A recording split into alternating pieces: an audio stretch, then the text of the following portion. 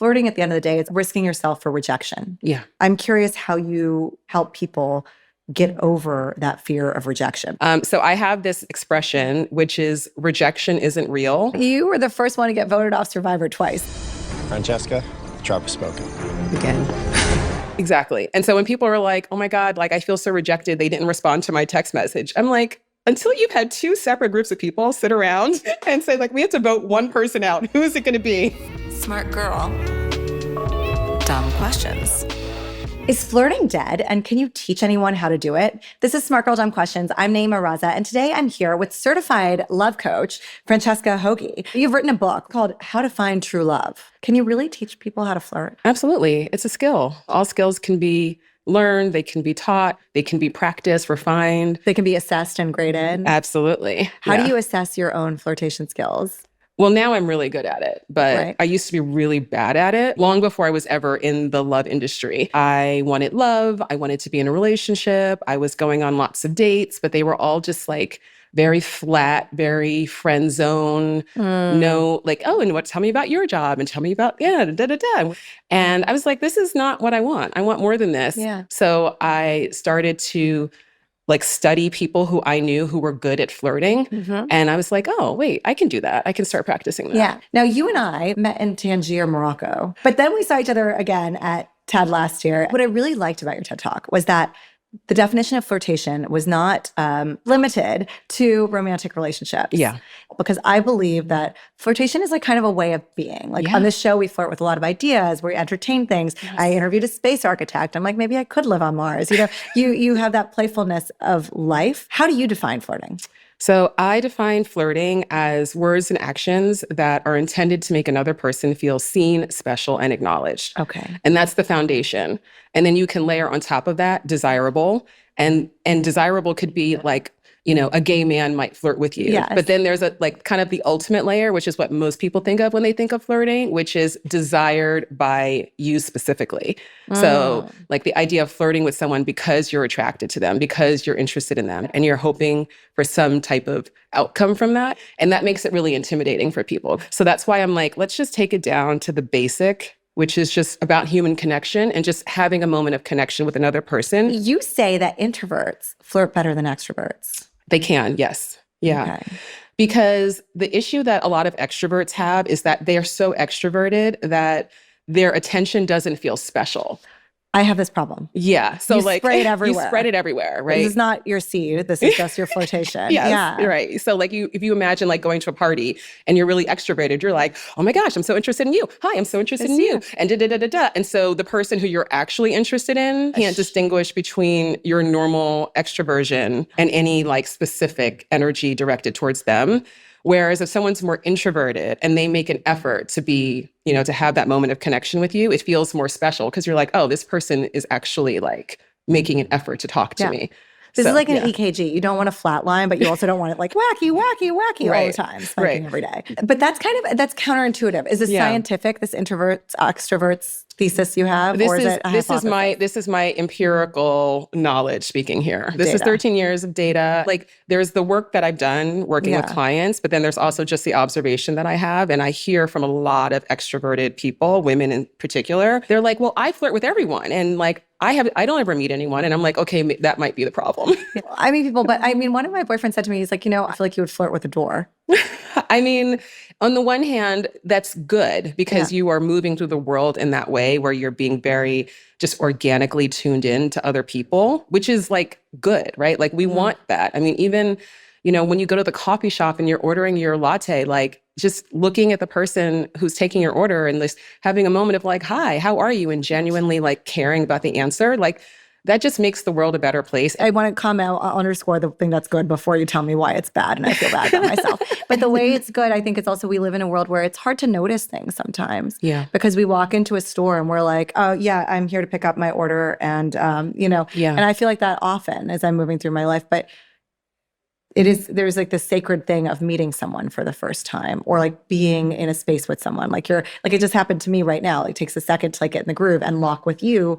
as opposed to pay attention to all the cameras and the microphones and all this stuff. Yeah. But the moment you do it, you feel like the space feels different. Yeah, because that's presence, right? Yeah. And so like we can really intuitively feel when someone's being very present with us and when they're distracted. Like that's just, basic human, our brains can understand that. Yeah. And so I think, one of the ththings that I point out to people is how many times in your life where you've had an interaction with somebody that you thought was going to be like very surface or, just like, oh, hey, how are you? You're at a dinner party or whatever. And you're like, oh, hey, how are you? And then you notice you're like, oh, wait, this person is actually like really paying attention to what I have to say. And that just automatically makes you feel a little bit seen and generally makes you feel more endeared towards that person because it's like, oh, we all desire that connection. Okay, now tell me the bad thing. Tell me the bad. Punish me, Franny. So this is so this is nothing to feel badly about, but it's just that like it's just what what we were already saying. It's you have to just recognize that there is a level of vulnerability that is required for that flirtation to land. And if you are not kind of dialing that up in an intentional way, then it just may not land with people because again, they're just like, oh, she's talking at everybody. She's smiling at everyone. She's curious about everyone. And, so you have to think about, okay, how can I start to like actually maybe even if you're nervous or awkward, like lean into that. That's what happens to me. And that's good. I feel like when I don't like someone, I'm like so smooth and whatever. Yeah. And when I actually like someone, I'm like, I followed you, I unfollowed you. I don't know what happened. I like accidentally added your mom on Facebook. Like why? Like, it gets bad. Yeah. And that's good. It's quick. And that's good. Like, and I tell people all the time, I'm like, lean into the awkwardness because that's bringing your real vulnerability. Because if you're just trying to be really polished, that's the kind of thing that's not going to land as special. I feel like flirting, maybe it's a skill versus charm, I think is like a quality. That's a quality. Yeah. That's why the person who is super charming, it might be fun to have a flirtatious interaction with them, but you're unlikely to take it seriously. What is the worst flirting you've ever witnessed? Oh, God. Oh, I once saw, so I have identified 8 different styles of flirting, and one of them, and some of them are more advanced than others. There are more types of flirting than love languages, and so there's probably more than 8, but these are just the 8 that I see. And one of those is playfulness. Okay. And playfulness is something that you can infuse, throughout, but there's also the way of being kind of teasing with people.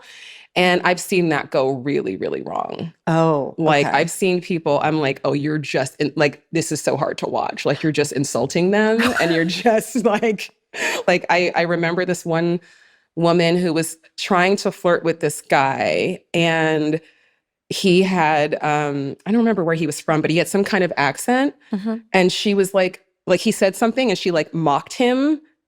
And I could see his reaction. Okay. And then she just said a couple of other things where she was clearly trying to be playful with him, but she was a bad flirt. Okay, bad flirt. Bad flirt. So playful gone extreme. Playful gone extreme. I mean, to be a good flirt, it's not just about what you do. Yeah. It's about like being able to recognize how what you're saying or doing is being received. Yes. So if you're just focused on what your agenda is and you're not actually paying attention to like, oh, wait, is this landing in the way that I mean it to land? Then you're not a good flirt. Okay, what are the 8 types of flirting?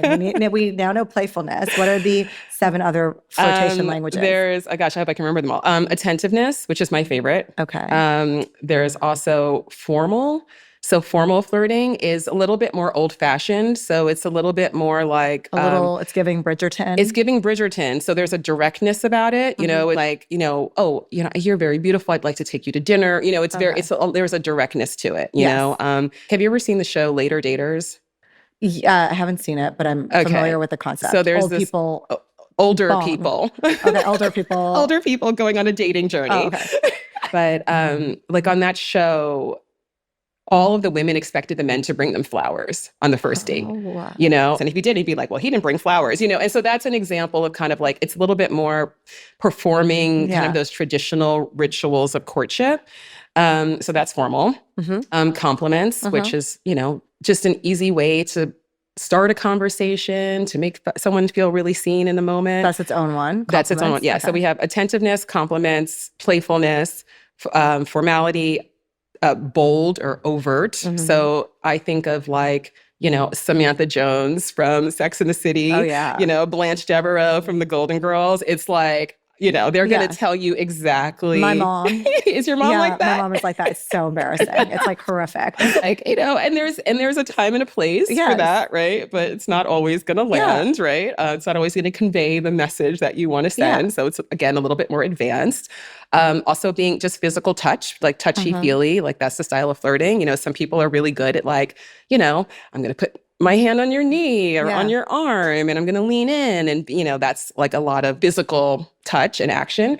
And then there's mysterious and coy. Oh. So that's like really good when you're in a situation where maybe like you're seeing someone across the room and you're kind of like, hi, you're sending them those nonverbal signals of like, okay, if you want to come talk to me, like this is welcome, So that's like, eye contact and maybe you look and then you look away. And then, if you have beautiful hair like you do, you might flip your hair. I don't have hair, so that's not... You can do it.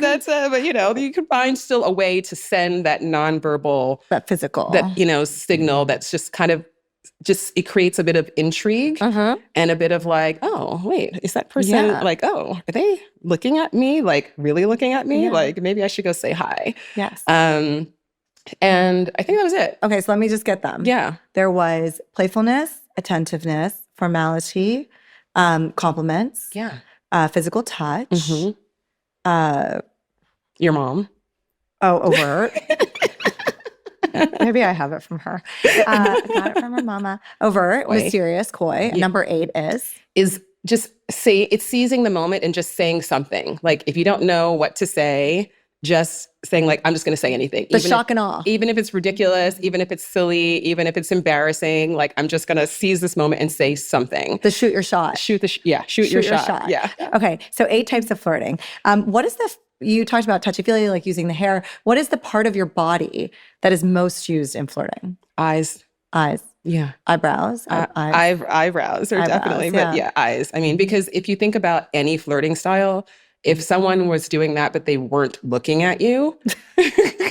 Wait, can you just try that? Can you just try to flirt with me without looking at me? Nayeema, you look so beautiful. It's so creepy. Don't ever do that. Don't do that. Don't do that. Don't do that, right? Yeah. Don't do that. But a lot of people are very uncomfortable with eye contact. Yeah. Especially if it's a situation where they do have a romantic interest or they're hoping to spark one. And that's why, I talk about it being like a very foundational flirting skill.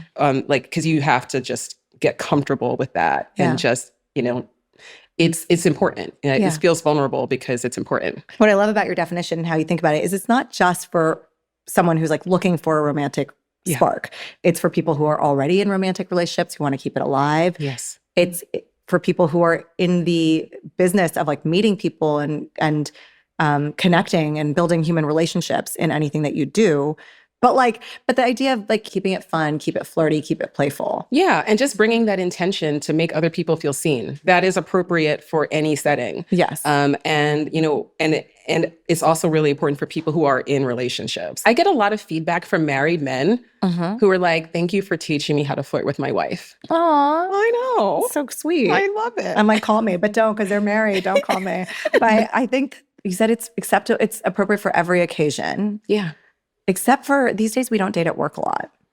Well, remember the foundation, like that the foundational intention, being seen, special, connected. Acknowledged, like that is appropriate for every occasion. But Franny, I think we should be able to date at work. Don't worry, my producers, I'm not trying to date any of you guys. Agree. Don't get excited. I completely agree. Yeah. You spend so much of your life at work, and you get to know people over time. I think one of the really great things about meeting someone at work, it's like when you're in school. You may not like have a crush on someone day one, but after you've gotten to know them and like by the middle of the semester, you're like, oh my God, how did I not notice this person is like so amazing? And that happens at work as well. So I think with me too, there's been this overcorrection of the workplace culture that it's like, it's hard to be a girl out there trying to date when you're in a corporate setting. This is why I just went off on my own. I was like, ain't no booze over there. But one of our producers, Sanjana, pulled some data out before this. It's like 1 out of 10 people are meeting online these days. And for people under the age of 30, that's 1 out of 5. But as you think about, you get out of the school ecosystem. Yeah. What other infrastructure is there? Like there's gyms, but like, I'm sorry, hitting on someone at the gym is like much creepier than hitting on someone at work. I agree. What right? I agree. I mean, I think that you should be open to meeting someone wherever you go. And I do, I call it the meet cute mindset, which is that every time you leave your house, you have the potential to meet someone special. So I encourage people who are single and looking to like operate from that place. But I agree with you that work, I think, is actually a great place to meet someone. What is some HR approved flirting? So, I mean, actually, a lot of companies do have policies around this, you know, and a lot of companies, if you do start dating somebody, you are supposed to disclose it. No, but I'm not, that's dating is like, you're already like at mile 15. But like, I think just the HR approved flirtation for day one, you see someone, you like somebody at the office, what do? You're not gonna. Yeah. So I had a relationship once with somebody that I worked with. This is when you were a corporate lawyer? This is when I was a corporate lawyer. Oh, I feel like that happens all the time. Yeah. I watch totally. Suits. I watched that Meghan Duchess, she's getting it on. Yeah. And no one that we worked with knew that we were dating. They just thought we were just like really good work friends.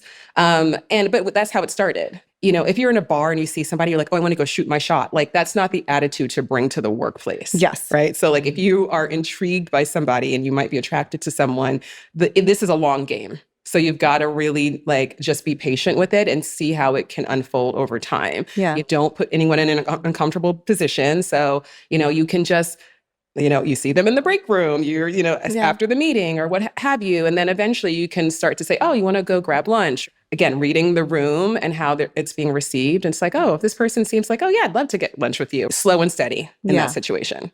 Slow and steady. Okay. HR approved flirting tips from Franny. I mean, but, talk to your HR department. See, I'm going to give my legal disclaimer now. The lawyer in me. Corporate training comes in. Good. So recently at my workplace, which is this podcast, yes, I had some HR approved, podcast approved flirting with a particular guest. I mean, I think my interview style is actually a bit, I'll ask my producers. I feel like my interview style is a bit flirtatious. Yeah, they're all like, not like, don't worry, wives, send your husbands to the show. Nothing's going to happen. Trust me, 40 episodes in, nothing's happened. But just that's the kind of curiosity, playful vibe. But I had a guest here where then afterwards we got a lot of emails and like comments in where it was like, oh, it was very flirtatious. And we're going to play you some of the tape. As it's going through, you can stop the video. Please. And it's because it's really, I'll tell you, I'll let you assess it. Oh, this is really exciting. I really applaud your vulnerability in sharing this. Everybody is a DJ, or at least every guy I date is. Why is that? I'm going to ask that question today to legendary musician, producer, and legit DJ Diplo, who is not a guy I date, but is a guest today. I'm here. How are you? Good date. Are you a good date? Do you have a boyfriend? I don't. Oh, it could be. I mean, he started. What is that? That's Playful. a bit, that's overt. That's overt playfulness. He totally started. Okay. It's a good date because he's starting to take his clothes off, yeah? Like I And said, okay. That's a few minutes later into the interview. He starts taking off his clothes. It was 5 seconds later. No, but this is like, you're watching like a cut down. Oh, okay. So now you're going I'm through like, oh my God, this is escalating very quickly. to where the entire it's 2 minutes and 40 seconds. A quickie if you ever knew one. Okay. Taking off this shirt to show me tattoos, by the way. It's not for nothing. What is your assessment now? I mean, so my assessment is that there is something going on between the two of you, potentially. So now a few minutes later, we keep going. So I'll just have like no clothes No clothing. on. Yeah. I love it. Are you going to keep at least one crock on? That's That's next. That's the gonna go off vibe. next. Should I take my sunglasses off now? Take them off. We're gonna do some outfit changes. Let's go. Yeah, let's go. Okay, this is a lot of playfulness. Playfulness. This is a lot of playfulness with, you're really leaning into it. And so the playfulness is bridging into the overtness territory, which is fine. I mean, that's one thing also about playfulness is that you can layer it, in different styles of flirting. So I think, you're both being very safe and playful, but there's a lot of subtext here. Okay. And also not so sub. Not so sub. It's too dom text. I don't know why you say that. Okay. Then fast forward, he then says, what else should he take off? And then we decide we're going to change shoes. Oh, Okay. So we start switching shoes. We're gonna do some outfit changes. Let's go. Yeah, let's go. I got to say, your This is shoes whack. are a little bit sweaty. They are, but I put insoles in them because I have to do run club tomorrow. My heel broke. That's disgusting. I'm sorry. Take the insoles out. Oh my gosh. Okay. I'm sorry. You were touching each other's feet. I think this is where You it were gets... touching each other with your feet. That is very intimate. What about when I thought he got vulnerable when I said his shoes were wet? Yeah. he was like, his voice changes and he's like, I'm sorry. It was because I was running. Yeah, it's a little embarrassing. Yeah, it's a little, I mean. Is that bad? Is that like well, it's great for the show. Good editorial touchment. It's, it's teasing. But then you are touching each other, your feet are touching. You're reaching across to touch each other's feet. That's a very intimate thing to do. Oh, well, keep going. I mean. Feet are wet too, I bet. Let me see your feet. They're not sweaty. My feet are not. Do you think the insoles are real? Let me see your feet.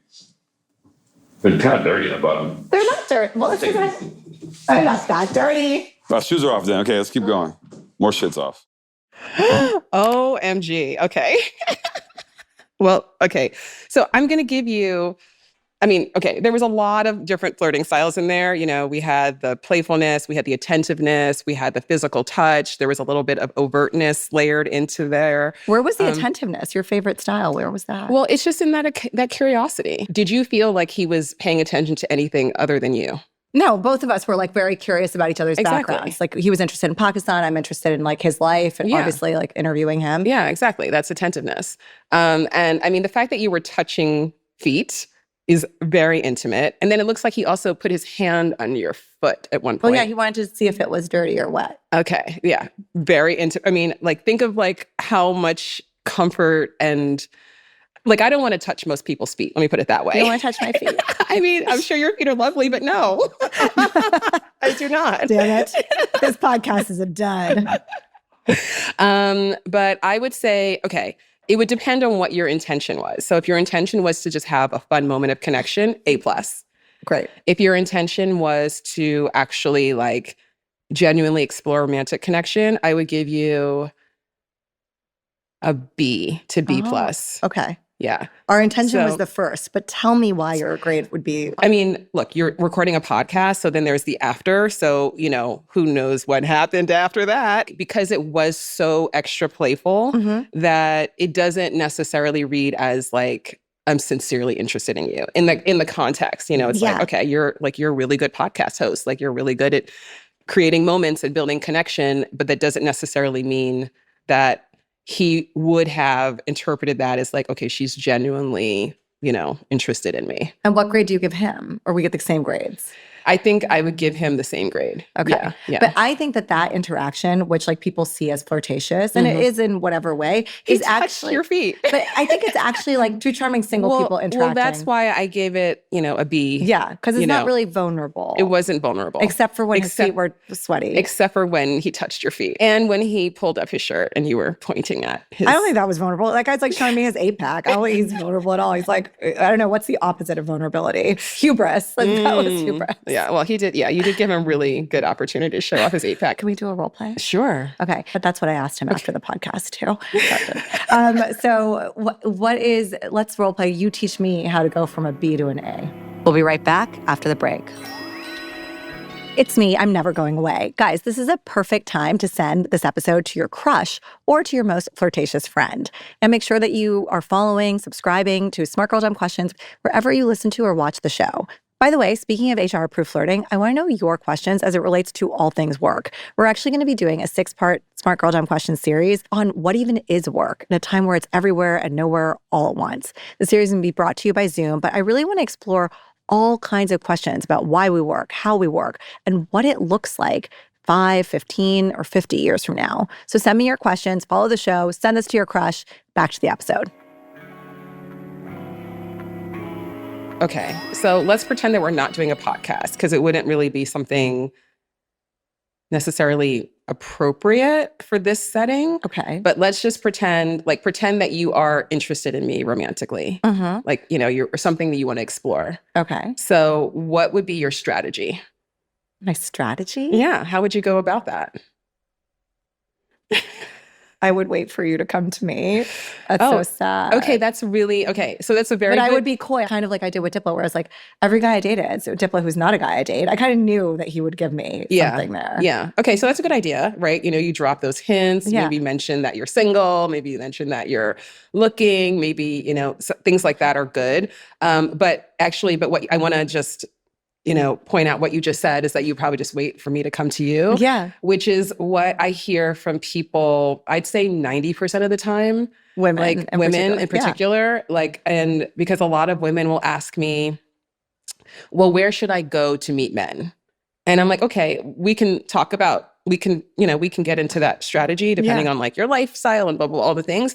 But the question that I want to ask first is, what would you do if you saw somebody, if you were just... Oh, if you were out in the wild. Yeah. Okay, so let's set the scene. Yeah. We're at Trader Joe's. Yeah, perfect. Because we're not at Whole Foods. We're not overpaying for Amazon Prime stuff. We're together, sponsored by Amazon Prime. I'm just kidding. We're there and we're shopping. Yeah. And you're picking up the cauliflower rice. Yeah. I would probably be like, oh my God, they have the cauliflower rice. They're always sold out. Okay. That's what I would do. I mean, that's a good look. Like I said, I want saying something is a flirtation style. Yeah. It's maybe you got to now do more, right? Well, what else? I would say that. What would you say back to me? If you said, oh my God, they have a cauliflower rice, I'd be like, yeah, I know, I'm so excited. Like, I'm going to get 2 of them. And I'd be like, oh, what else do you have in your cart? I could be like, why, are you cooking for 2? Be like, no, but I can. See? Yeah. This would escalate. That's where we would go, right? Yeah. And this would be appropriate. This would totally be appropriate. I think it's humor. It's humor. It's not like, I'm not saying like, come over to my apartment right now and I want to, Well, I kind of thought you were telling me to do that, but yes. Calm yourself. You don't want to be only 15 minutes into this podcast. You don't want to be, you don't want to be too, you don't want to make anybody uncomfortable. No. By going too far too quickly, especially in a setting like Trader Joe's, or maybe you're like, oh my God, I don't know. We were talking about cauliflower rice and now I'm on a date. I don't know what just happened. Yeah. Yeah. But I mean, I think it's just that. It's just like, okay, what's the opportunity? It's like in improv. Like in an improv, they teach you, right? Yes, and. So you don't just say like, oh yeah, cauliflower rice. Yeah. Yeah. That's not a conversation, right? So like, yes, cauliflower rice. And, oh, what else are you getting, right? Yeah. Like, ooh, what are your other Trader Joe's favorites? Like, and if you really want to be bold, you can say like, oh, should we do let's go see all the things that are normally sold out and see what's there, just to make it a playground. Make it a playground. Yeah. Yeah. Yeah. You'd be like, how do you think they make cauliflower rice? That's probably what I would ask too. But I would be genuinely curious about like, who is doing that? Because have you ever tried to actually make cauliflower rice? But just as you said that, I'd be like, yeah, actually, I don't. Yeah, how would they? I mean, I guess it's like insane. I guess they just shred it. Yeah, but it's very hard because you have to like cut the florets. It's a poor man's couscous, really. What about textual flirting? So much of flirtation now happens in text. Yeah. Yeah, which I kind of like. I don't love it. I kind of like, I really love a voice note or a phone call. Like, I'm not a texter. I am a texter. But I would say, I think it depends on where you are at what stage of the relationship. So, like a big problem with dating apps, I have seen so many people fall into that trap. And now they've spent weeks or even months like going back and forth with somebody and they're having like all this fun and and they feel so special because they're getting these texts every day. And then if they actually do meet, most of the time, it's a big letdown because when you're texting, you get to curate what you're saying. You get to, you don't have to worry about like that spontaneity of like, now I'm face to face. Yeah, you light and angle a selfie. Yeah, exactly. During the 0.5 Gen Z sitch. Like so many people use AI. I feel like that's your greatest competition right now as like a love coach or dating coach. Are you insulted? Do you look insulted? I mean, I'm not insulted. I don't see it as competition. I mean, I do think that, look, actually, what an AI would do better than me is give you like, okay, say this in response to that text message. Because I don't focus on that kind of like minutia. That's not interesting to me. Sure, fine. Go to AI for that. Like most people's challenges with dating are not. What's the word? It's not micro. It's not like, oh, like you didn't wear the right dress or like, your cologne was too, it's like, it's not those types of things. Like I think everybody wants it to be that simple as like sending the perfect message, wearing the perfect outfit, saying the perfect thing, picking the perfect date spot, they get really focused on that type of minutia. But once you actually start working with people and you realize like how so many people just, their whole expectation of dating and relationships is so unproductive. And so many people feel so disempowered. And, so many people are just leading with fear or leading with the desire to be chosen over actually finding somebody who's like truly compatible with them. And those are the things that I think are just so much more important. What is your expectation of a relationship? And, what is your ability to discern? What is your ability to be vulnerable? What is your ability to, actually communicate what you're truly looking for in a relationship and not just say what you think is going to be the thing to make this person want to be with you. Flirting at the end of the day is also risking yourself for rejection. Yeah. It's scary, right? I'm curious how you help people get over that fear of rejection, because that's actually what I think is the genius thing about whether it's improv or flirtation or playfulness, that this kind of mentality of life is about kind of a confidence. Yeah, absolutely. And rejection is like the number one fear that people have in dating. So I have this expression, which is rejection isn't real. Girl, you never been rejected?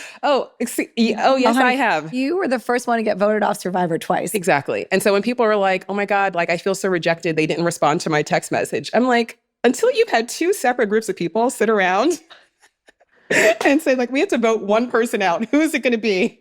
So Franny was actually also a reality TV star in between corporate lawyering and love coaching. Yeah. So you had that very public experience. Yes. I had my first romantic rejection when I was like 10 years old because I called some boy who, and I remember my best friend at the time was like, I told her I was going to call him and she was like, you can't call him. And I was like, yes, I can. And I'm old. So like pulled out the phone, like the school, like phone directory, and I called him and he was like, he got on the phone and he's like, I'm sorry, who is this? And I told him and he's like, oh, no offense, but I don't want to talk to you. Okay, exactly. No offense, but is like a terrible way to start a sentence for any 10-year-old boys listening to the show. Literally. Also, don't listen to the show, but yes. Call your mom. Yeah. Right. And I just remember that moment so clearly, which is actually wild because I can't even remember his name. What's amazing is like, I think that you always remember your first rejection. If you're watching or listening to the show, like I want you to put your first rejection in the comments. Yeah. Like, it's actually empowering to say it. Yeah. It was traumatic. Like, yeah. Because I remember in that moment thinking like, this is why my friend didn't want me to call him because she knew this was going to happen. And so it really just like my whole self-image in that moment was like shattered. Aw, 10-year-old friend. And I was like, oh, boys don't like me.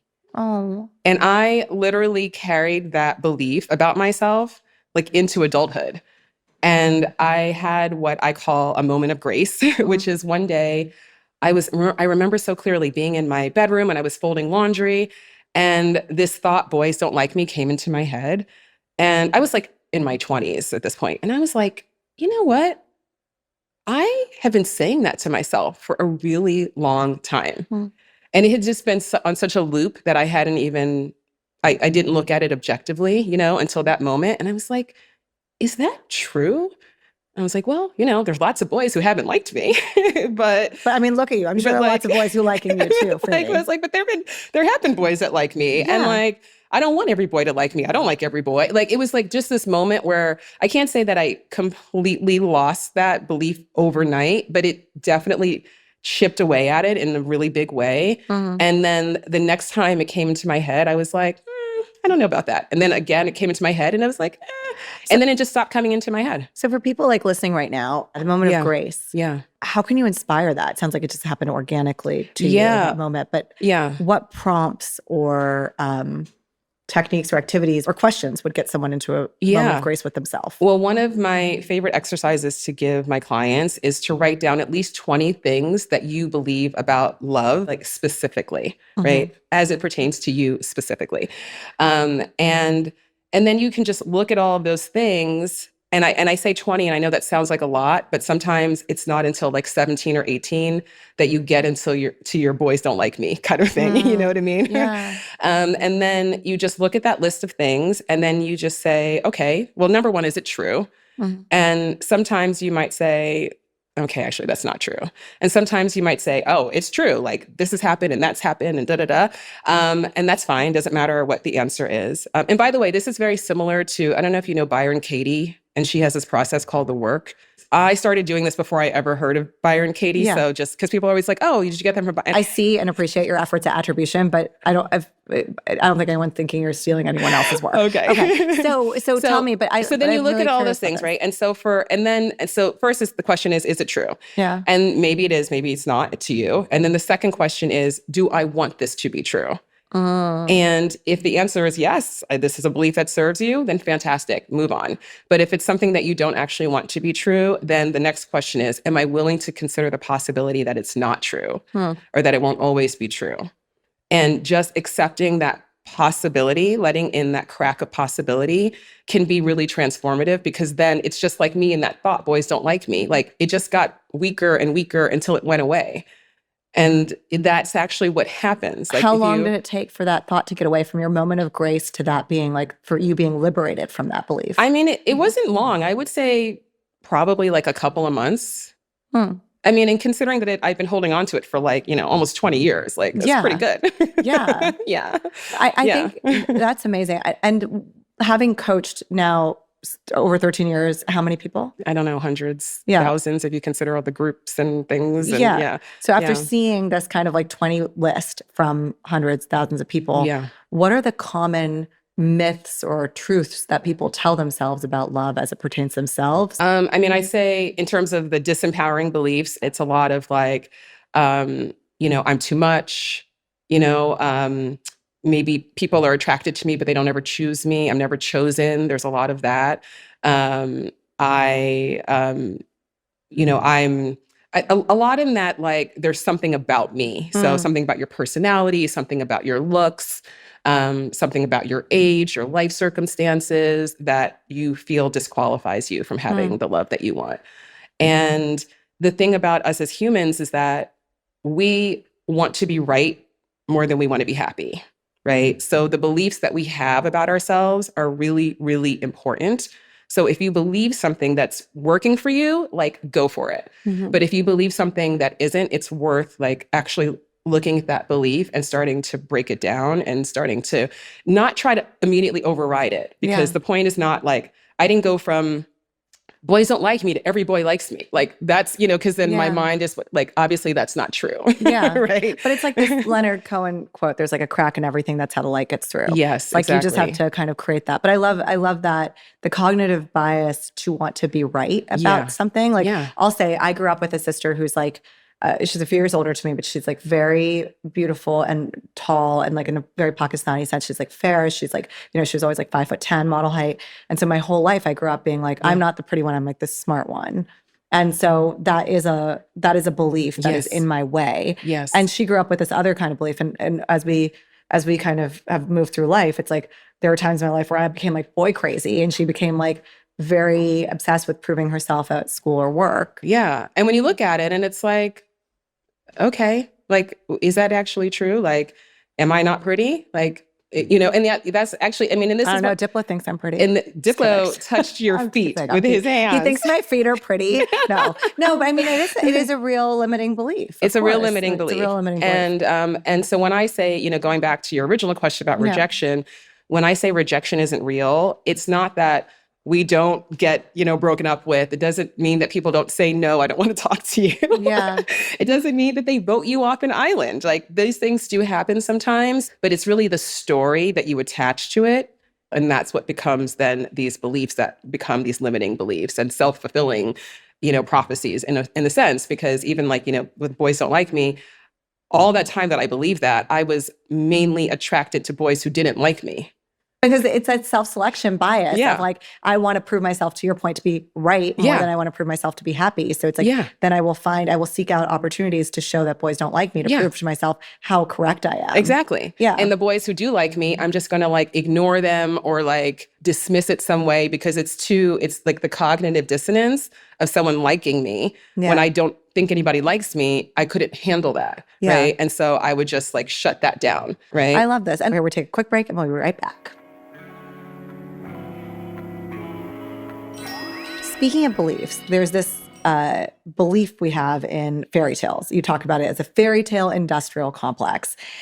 Break it down for me, because who is complicit? Is it Disney? Is it Bridgerton? Is it rom-coms? My ex-boyfriend? Like, what's going on? It's all of it. It's all of the ways in which we are societally conditioned to see romantic love as a magical fantasy, particularly this search for happily ever after, which is something that in fairy tales, in romantic comedies, in Bridgerton, is always dependent on finding like a perfect person. Yeah. And when you find that perfect person, that's when the story always ends, right? And it's just happily ever after. And we all know that that's not actually how relationships work. We know that like that's not the ending of the story. That's just the beginning of a new chapter. Yeah. And that relationships are not set it and forget it. But when I started matchmaking is when I really started to see that this fantasy version of love was something that was really permeating people's like actual approach to romantic relationships. Yeah. And it was getting in the way. Well, right now, you might not hear it till Hot Girl Summer, but as we're taping it, love story is big right now. Yeah. Everyone's obsessed, and they think that like some Kennedy is going to come sweep them off their feet. Everyone thinks a rich, dashing man is going to save you on the internet. 6'2", trust fund. Yeah. There's social out there that's like girls going down to Wall Street and stealing sweet green salads. Oh my God. Which is, I guess, some combination of overt, shoot your shot, and like absolutely diabolical, and someone's going hungry. It's a little, yeah. Daddy's going hungry. So what is the reality of this world where there is really actually some kind of challenge to hypergamous heterosexual dating that we're seeing? And you understand this well as like a woman who was in corporate law, like top of her game, whatever. Like there is a real reality of like women are struggling to find partners to be with. And then there's a kind of like reaction to that, which is like, oh, just marry rich, trad wife, young it, like whatever, all that. Yeah. It is a new version of this whole fantasy approach to love. And I mean, I think probably every generation has some version of it. But a lot of women come to me with that sense of scarcity. And, well, I have an education and I have this kind of job and I make this kind of money. And so I need somebody who is equal to or greater than. And I'm saying, okay, maybe. But what I actually like to have people do is to like make that list of all the things that you want. Make that list. Put the 6'2", put the trust fund, everything that you want in another person, put that on the list. And then we're going to go through that list one by one, and then you're going to explain why that is important to you, what it has to do with the relationship.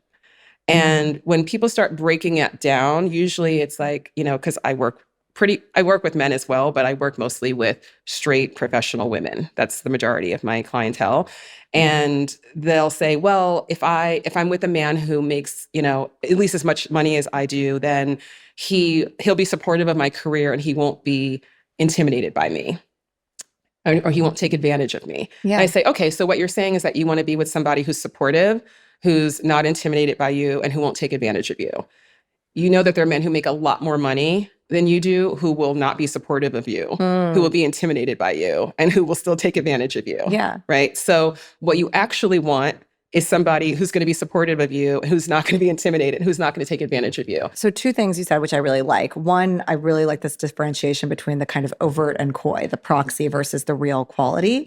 And you made that clearly. And then the second is something you just kind of mentioned in passing, which is what is it about the relationship? Because I think a lot of times when we're out dating and when people are dating you, they see you as a set of qualities. And then you are the sum or projection of a thing. And actually, like what is amazing is like the space that you create between two people. And I think that we spend a lot of time in a culture talking about like, what does this person have or represent versus how do I feel just being around that person. And how do they feel around me? Like the reciprocity of that. Can I give them what they need too? And that is what the fairy tale completely ignores. It's not recognizing that when you come together with another person, you are co-creating a relationship. And that is something brand new that has never existed before. And if it doesn't feel good to be in that co-creation with another person, then it doesn't matter how tall, rich, all the things, like, you know, you're not going to be happy. You're not going to have that happily ever after that you're seeking. What we need is like a disclaimer on every Hallmark movie that's like, he happens to be the Prince of Bulgaria. But in real life, this could be anybody. Like, we just cast this guy. Or like, or we need more DI in like the kind of rom-com industry. So that people can see that these qualities of like goodness and showing up for you and like remembering that remembering that special moment and showing up for you in the 18th minute before you take that flight or whatever is not linked to that guy being hot. It's not that it's Heath Ledger, rest in peace. But it's that it's like it is just the qualities of the person. That's what you should be looking for. Exactly. DEI Hollywood, say I. DEI Hollywood. I agree. Okay, can we do a little lightning round? Sure. We're gonna do a little paddle round. PG paddle round. Okay, so we're going to say, is it overused or underused? Okay. Is the term. If it's overused, we're going to give it a red. Okay. If it's underused, we're going to give it a green. Got it. Okay. The ick. Oh, God. Overused. It's so overused, and it's such a cop-out in a way, because it is not, you're not interrogating your reaction to anything. You're just saying, oh, ick. And it's over. It's just like I was talking about when I had that belief that boys didn't like me. A guy who liked me gave me the ick. And he gave me the ick because he liked me. Not because there was anything wrong with him, right? And in fact, I can look back on some of those guys who liked me and I'm like, I was really out of my mind, right? And so if you're just like quick to go ick and you're not interrogating like, well, what is it about this situation? Is it just that I'm feeling too vulnerable? Is it just that it's conflicting with some self-belief or identification? Like, I think you're just, that's what people should do. They should be more self-reflective. You heard it here first. Don't be quick to the ick. Okay. What do you think? I mean, in my experience, like the number one thing that makes for good relationships in my life, be it a friend, a lover, or whatever, is benefit of the doubt. And I think if I don't give someone the benefit of the doubt, then they can never cross over. And the same is true of me. Like, I'm late for a lot of things. I need someone who gives me the benefit of the doubt for that, right? So I believe in like second chances. Okay. Yeah. Not 18th chances, but second chances. Yeah. Okay. Situationship, the term situationship. Overused or underused? I don't think that this term is overused. I think that there are too many people who are settling for that when they want more. But I think that people, when they are using that, they are accurately describing what's happening. 100% agree. What about benching? And let's talk not about the term, but the actual practice of benching. Yeah. I mean, which is keeping multiple potential lovers on the line. Yeah. I mean, I think I'm going to say that that's overused, not the term, but the practice. Okay. And the point is not that I think everybody needs to like be in a relationship. Actually, I think a lot of people should be less focused on getting into a relationship because that's the fairy tale mentality, that's the prize. Yeah. And I think that dating is a really important process that teaches you the skills that you need to be in a successful relationship. It's not that I discourage people from, dating multiple people, but I think this idea of like, I'm going to waste people's time and I'm going to string them along.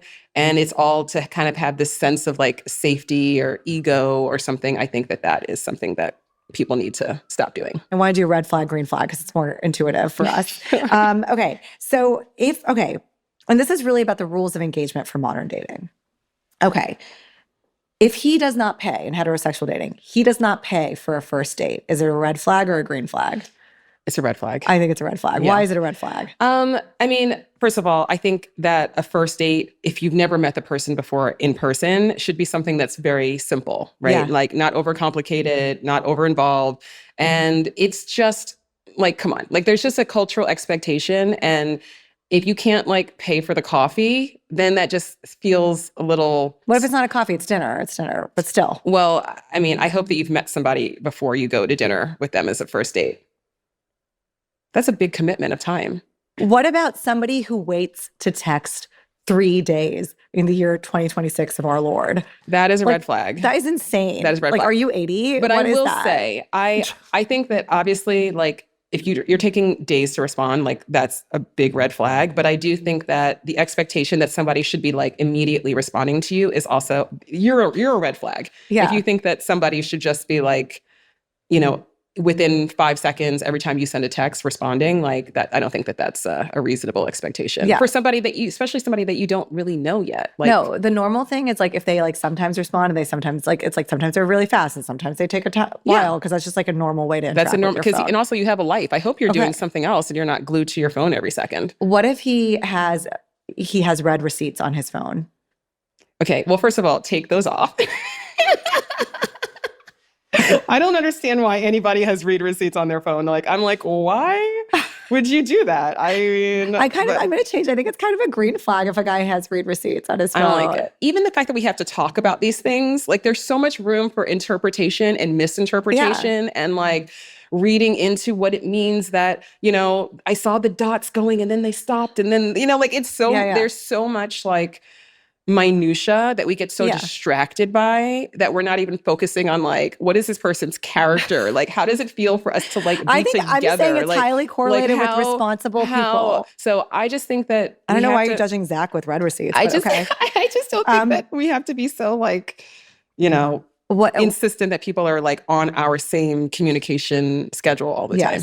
Yeah. What if someone looks at your socials before a first date?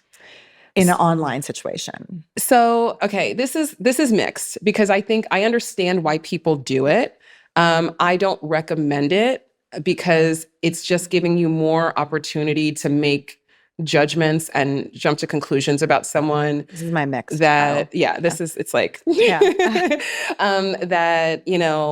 may or may not be the case, So ideally you would not look at each other's social media. Actually, want to hear a really quick story? Yes. Because you mentioned Heath Ledger. And I briefly dated like a really good friend of Heath Ledger's, which made me think of him, but this also makes me think of him. So, and he's somebody that I met in person. And this was years ago when Heath Ledger was still alive. And I Googled him before our first date. And I found out that like, he had a sister who died by suicide and his family started this foundation. And I got all this like very intense information about him. So then when we were dating and then he like shared that with me, I felt like, oh, I can't tell him that I already know that. Like it was so awkward. And it just made me think like, I'm never going to do this again. Yeah. I just want to just meet people and just. It's much nicer to not know. It's so much nicer to not have this like, oh, well, I saw this picture of them in Cabo and who was that person? Like, it's just too much. It's too much. Like, let's be IRL. Wait until you break up to really then you spend can go time with their socials. Down the rabbit hole. Yeah, go do that. Okay. Has the DTR relationship on the first 3 dates? So I think, okay. I actually think green flag. I'm gonna give it green. I think that not the DTR, because that's about us versus DT intentions. Yes, exactly. So, but I do think that there's a difference between, do you want to be with me? Yeah. And are you at a place in your life where you want to be in a relationship? Those are two very different questions. And just like you wouldn't start measuring, for a remodel of a house that you don't know is for sale. Yeah. Like, you're just gonna be like, oh, is this house for sale? Like, you may not want to buy it, but are we like, what are we doing here? So you just want to see if the house is for sale. You just want to see if the house is for sale. You ain't trying to like measure anything. I mean, maybe try to measure some things. It depends on the date. Okay. Do you think it's possible to be dangerously good at dating? Like, or dangerously like dating? Yes. Yeah. Say more. Yeah. There's some people who love dating. Yeah. And they are so good at it that all their dates are fun. All their dates are engaging. They're really good at flirting. And it becomes like a form of entertainment. And if you're dating somebody else who also feels that same way, great. But the problem is that those people then are dating people who are looking for commitment. And they're like, oh my God, I went on the best date. This person was so amazing. And they read a lot of potential into it when that person is like, oh no, they're just going to keep doing that with like, another 20 people. So how do you, asking for a friend, how do you get out of that? Do you find yourself in a situation where the expectations are misaligned often? Sometimes, but I think it's less about that, but it's more about like, it's possible to like date especially in a city like New York, it's possible to have a lot of great dates and like learn things and feed your curiosity and feed your enjoyment and your like but like also be looking for that for that real thing. Yeah, I understand. But like, it's like, I never know. Like, is it better to create space for yourself so you're just like totally single and like moving through the world until you find that person? Or you're like in the playground dating, you know? Yeah. I'm a monogamous serial dater, but like I'll date a lot. I'll go on dates. Yeah. I mean, I think there was a phase in my life where I went on a lot of dates and I needed that because I think that was helping me to get better at flirting, to get better at discernment, to get more clear about what I actually needed in a relationship versus what I thought I needed. Yeah. So if that's a phase that you're in, then I think keep it going. But I think if you find you're like, okay, maybe I'm actually distracting myself and it's easier to do this than to actually be vulnerable and to be like more present with like, okay, who is... You can be vulnerable in that situation, but it's just not locking it in. Yeah, but then it's not really vulnerable. So because if you know that like this is what you don't want to do. Yeah. And, you know, I say this with love, just because you're sharing things of yourself that maybe they're, quote, vulnerable things, it doesn't mean that that's actual vulnerability to you. You're right. The vulnerable thing is really like to like somebody and to really want them to like you. Okay. That's that's the end of my, asking for a friend section of the podcast. I end every episode of Smart Girl Dumb Questions asking my guests who know so much about their topic, what they're experts in, what's a dumb question you have? Okay, this is so embarrassing. I was literally thinking about this yesterday. I almost asked Claude, like, just explain this to me like I'm a 10-year-old. What is wellness? What is wellness? I mean, it's an industrial complex. You know, there's a wellness industry Yeah. that includes, you know, everything from like yoga to protein bars to a million things. But like, what is wellness? What is wellness? Maybe it's not that stupid of a question. It's not. I think it's a profound question. What is wellness? And I feel like we're going from like big pharma to big wellness. I think you can brand anything as wellness, but like, what does that actually mean? Thank you so much, Francesca Hogi, for being with me, Franny, as I call her. The book is called How to Find True Love. For us, it happened in Morocco. Yes. But for you, it could happen in your DMs. Always be looking. Always be open. Always be open. All right. Thank you so much. This was fun. And we have to say a special thanks to Flirting, Oh, yes. who outfitted us today. Do you think like actually lingerie and sexy clothes make you feel sexy? Yeah, I do. I think you don't need to be in like sexy clothes to flirt, but you know, it doesn't hurt. It certainly helps, I think. If you wear Flirting, I think it helps. Yeah, it helps. All right. I just love Francesca. I find her so refreshing. I appreciate the honesty with which she discusses like being rejected so publicly on Survivor, her own kind of narrative in her head about boys don't like me, which is crazy because if you're just listening to this, like she's so beautiful. And how she's helped so many people over 13 years of matchmaking and love coaching.